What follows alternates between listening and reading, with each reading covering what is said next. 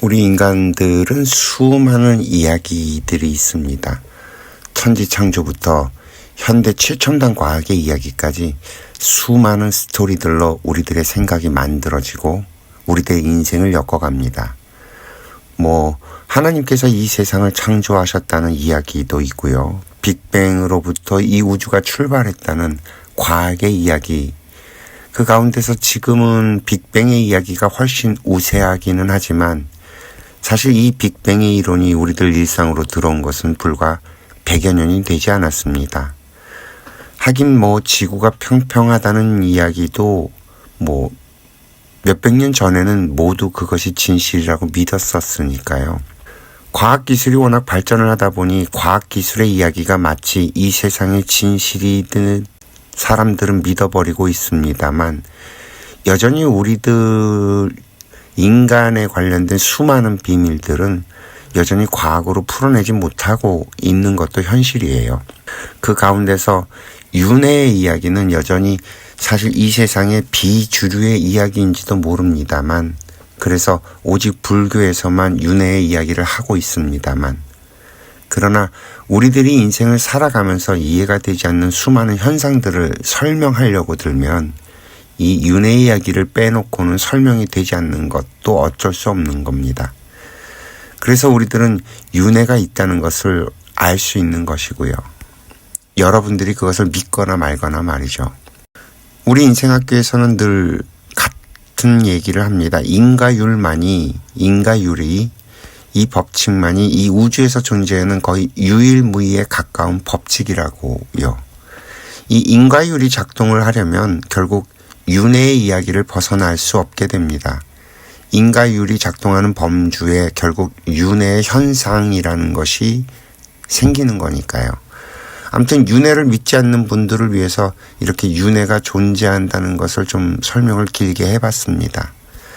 사실 어제 이야기로 궁금한 것이 생긴 분들이 계셔서 이렇게 윤회로 일어나는 빛꼬리 인연의 이야기를 오늘은 해보려고 합니다. 인간으로 태어나는 일 자체가 빛이 없다면 일어나지 않게 됩니다. 이 빛이라는 것은 결국 원인이 되는 것이죠. 원인이 있어서 결과가 생기는 것이니 갚아야 할 빚이라는 것은 결국 내가 기억할 수는 없지만 뭔가 전생에 뭔가 원인이 만들어졌다는 이야기가 됩니다. 우리가 빚을 받는 것도 결국엔 마찬가지 원리고요. 그래서 복이라든지 행운이라고 하는 것들도 결국 내가 전생에 기억할 수는 없지만 뭔가 해놓은 것이 있어서 그래서 그것을 지금 받아서 쓰는 것이지 유행이라고 하는 것은 이 우주의 법칙에는 아예 없다는 겁니다. 우리가 복이라고 부르는 것들은 과거 전생으로부터 내가 이렇게 뭔가를 행해서 만들어 놓은 것들이 쌓여서 생긴 결과물인 것이고요. 불행이라든지 불운이라고 부르는 것들도 역시 과거 내가 기억하지 못하는 전생부터 쌓아놓은 것들이 내게 다시 돌아오는 것뿐이라는 얘기예요. 모두 내가 짓고 내가 받는다는 그 근본 원리에서 벗어나지 않습니다. 우리가 인간으로 태어나는 이 엄청난 사건도 원인이 있어서 그 결과로 일어난다는 점에선 변함이 없습니다. 그래서 나와 인연이 되는 사람들과는 주고받아야 할 것들이 반드시 있습니다. 서로 주고받을 것이 없는 인연들이라면 아예 인간으로 태어나서 마주치거나 이렇게 서로 같이 동시대에 태어나서 존재하지도 않는 거고요. 자, 그렇다면 우리들이 어떻게 주고받게 되는 것인지 부모 자식의 관계를 예를 들어서 설명을 좀 해보겠습니다. 먼저 우리 인간 세상은요, 먼저 태어난 사람들은 나중에 태어난 사람들을 보호하고 지킬 의무가 있습니다. 이 룰은 인간이 지구별에 출현한 이후 한 번도 변한 적이 없는 규칙입니다. 이 인간 세상이 애초부터 그렇게 만들어져 있다는 얘기예요. 더군다나 수많은 동물들 가운데 인간은 더욱 특이해서 무려 태어나서 3년 정도는 꼼짝없이 부모님이나 아니면 부모와 같은 역할을 해주는 누군가가 있어야만 인간으로 생존을 할 수 있어집니다. 다른 동물들에 비해서 이 보호의 기간이 참 길죠. 최소 3년의 기간이 지나면 꼭 부모가 아니더라도 먼저 이 세상에 태어나 살고 있는 누군가가 보호하고 길러주면 충분히 한 인간으로서 이 세상을 살아갈 수 있어집니다. 물론 사회적 시스템이 그렇게 마련되어 있다면 더 말할 나위 없이 좋겠죠. 과거에는 우리 인간 사회가 지금처럼 이렇게 복잡하지 않았기 때문에 양육의 기간이 훨씬 짧았어요. 그래도 문제가 될 게 크게 없었습니다만 지금 우리들이 살아가는 21세기는 이 세상도 정말 복잡해졌고 또 거대해졌고요. 그리고 수명도 늘어나서 100세 시대라는 것도 이미 열려버렸습니다. 전 세계가 하나로 연결되어 작동하는 21세기에서는 인간이 사회에서 살아가기 위해서는 최소한 21살까지는 보호가 필요로 합니다. 그런데 이 보호라고 하는 것은 21세기라는 이 시대를 살아가기 위해서 필요한 교육을 받는 것을 말하는 것이에요. 이 이야기는 좀 설명이 부가적으로 필요할 것 같아요. 자, 한번 봅시다. 우리 인간들은 모두 자신의 인생을 살기 위해서 이 땅에 태어납니다. 이 말엔 동의가 되실까요? 그리고 인생을 살기 위해선 육신이 필요하죠. 그래서 부모님의 도움을 받아서 육신을 받아서 한 생명체로 이 세상에 살아갈 토대를 물려받습니다. 그것만으로도 사실 부모님의 존재 그리고 부모님에 대한 감사함은 충분히 차고 넘치죠. 근데 이것만으로는 좀 부족해서인지 21살이 될 때까지 독립된 한 인간으로 살아갈 수 있는 교육을 받게 됩니다. 그것도 과거에는 집에서 교육을 받던 것을 사회가 복잡해지고 거대해지면서 학교라는 시스템을 만들어서 사회의 도움을 받아서 교육을 시키게 만들어 놨어요.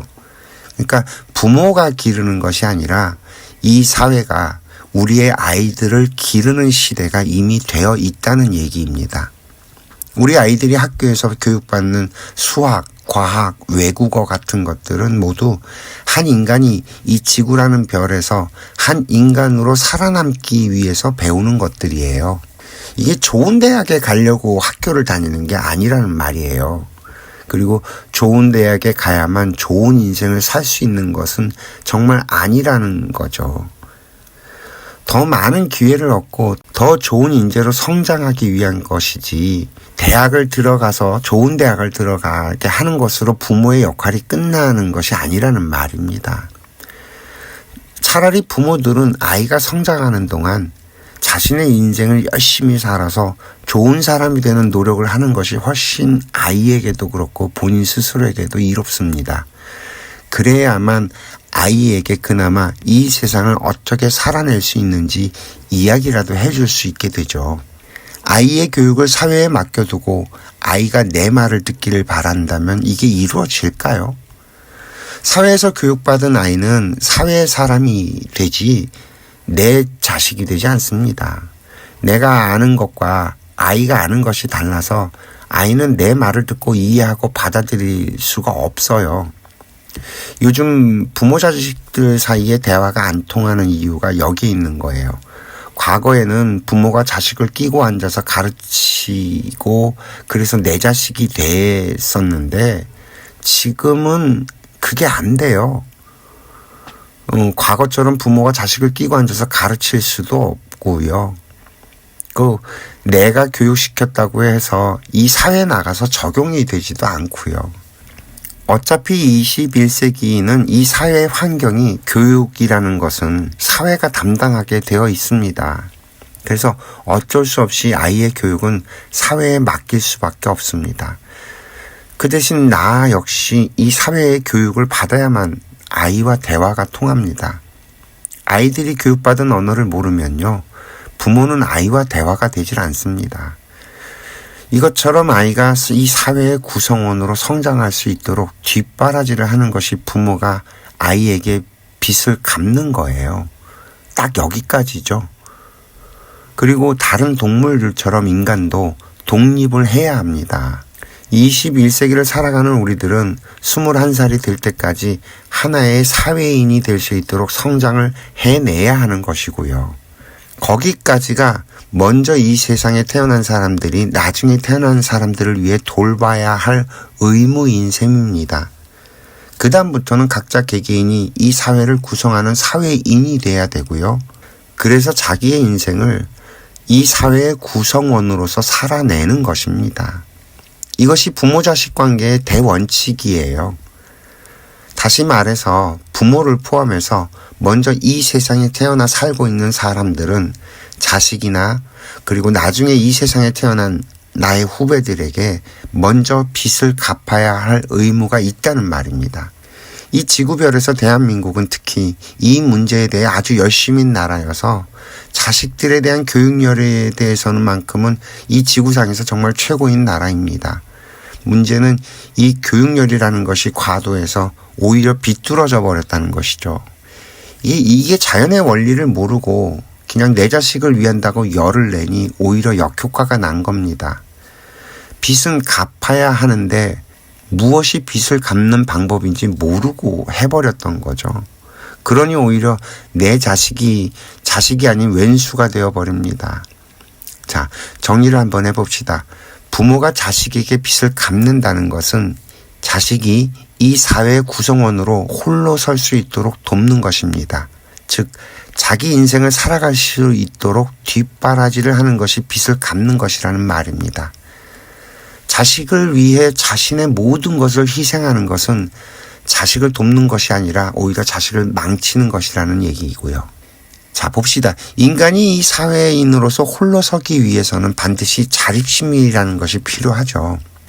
만약에 부모가 자식을 위해서 무조건적인 희생을 해버리면 아이는 오히려 의지하려는 마음이 생기고 자립심이 떨어지게 됩니다. 이렇게 되면 자신의 인생을 살아갈 수가 없게 되죠. 아이가 자랄 때 아이의 인생에 사사건건 시시콜콜 간섭을 하면 오히려 아이를 위하는 것이 아니라 아이의 인생을 망가뜨리게 됩니다. 이렇게 기른 아이는 결국 부모가 7, 80이 되어도 부모를 찾아와서 속을 썩이게 되고요. 이거는 부모가 빚을 갚지 않아서가 아니라 빚을 잘못 갚아서 벌어지는 현상입니다. 오히려 21살이 된 이후로는 아이의 인생을 간섭하지 않고 설령 그 아이가 잘못되어 있다 하더라도 피눈물을 삼키면서 지켜보기만 해야 했던 거죠. 그리고 그 아이를 아주 냉철하게 바라보면서 대했다면 설령 부모에 대한 서운한 마음이 있었다 하더라도 그 아이는 홀로 자립을 해서 자신의 인생을 열심히 그리고 멋지게 살아낼 것입니다. 물론 부모가 아이의 모범이 되어 살아간다면 훨씬 더 좋겠죠. 진정한 교육은 아이의 인생에 사사건건 잔소리를 하는 것이 아니라 아이가 닮고 싶은 어른으로 내가 살아내는 것일 겁니다. 그러기 위해선 부모도 자신을 갈고 닦는 일을 멈추지 않고 살아야 하고요. 이렇게 살다 보면 자식에게 자신의 인생을 걸고 살 여유가 없습니다. 내 인생을 살기도 바쁘니까요. 건강한 부모-자식의 관계는 이런 겁니다. 나는 나의 인생을 열심히 살고 아이는 아이의 인생을 열심히 살아가는 겁니다. 부모는 아이가 자신의 인생을 살아갈 수 있도록 만들어내야 하는 것이고요. 만약 그러지 못했다면 그것을 부모는 미안해해야 합니다.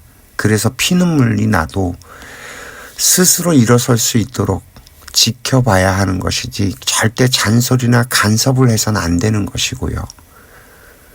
그렇게 자식이 스스로 서기 위해 정말 피나는 노력을 한다면 중간에 정말 도움이 필요할 때가 있어요. 그럴 때 살짝 뒷심이 되어주는 정도만 한다면 그러면 제대로 된 보수공사가 될 거라고 저는 생각을 합니다. 이것이 부모가 자식에게 갚아야 할 빚이 되는 것입니다. 만약 우리들이 이러한 원리에서 벗어난 행동을 한다면요. 이건 전생의 빚의 문제가 아니라 이번 생에서의 잘못된 운영으로 벌어지는 결과물들이라는 거고요. 그거로 인해서 고통을 받는 거라는 거예요. 일단 눈에 콩깍지를 씌워서 내 자식이 사랑스럽게 만들어 놨기 때문에 스스로 갚고자 하는 마음이 이렇게 들게끔 만들어 놨어요. 그래 놓고 빚을 갚으라고 하는 거라서 그냥 저절로 빚은 갚아집니다. 다만 뭘 갚아야 하는 건지 모르고 자신의 인생을 희생해버리면 엄한 삽질을 하는 것이 되어버린다는 것이죠. 자신의 인생도 망치고 자식의 인생도 망쳐버립니다. 원리를 알아야지 이렇게 사회에서 지금 이래야 한다 저래야 한다는 말들에 속아버리게 되면 이 인생을 도대체 어떻게 하라는 건지. 참, 자식이 부모를 원망하는 건 다른 게 아니고요. 자신의 인생을 살아갈 수 있도록 뒷받침하고 이끌어줬어야 했는데 자식을 위한다면서 오히려 자립심도 없게 만들어버린 부모의 지나친 사랑 때문에 그런 거예요. 다시 말하지만 부모의 역할은 자식이 자신의 인생을 살아갈 수 있도록 만들어주고 뒷바라지 해주는 것이지 자식의 인생을 간섭하는 게 아니에요. 어떤 사람을 만나는 걸 간섭하고 결혼을 부모 허락을 받아야 되고 이런 모든 것들이 다 간섭인 거예요. 21살이 넘으면 자식이랑 서로 의논하고 상의를 해서 아이가 이해될 수 있도록 설명을 하고 만약에 아이가 그것이 이해가 안 된다면 나는 입을 닫아야 되는 거죠. 만약에 이런 의논이 아니라 내가 강제하고 간섭하고 내가 힘으로 눌렀다면 그 대가는 반드시 치르게 되어 있다는 얘기입니다.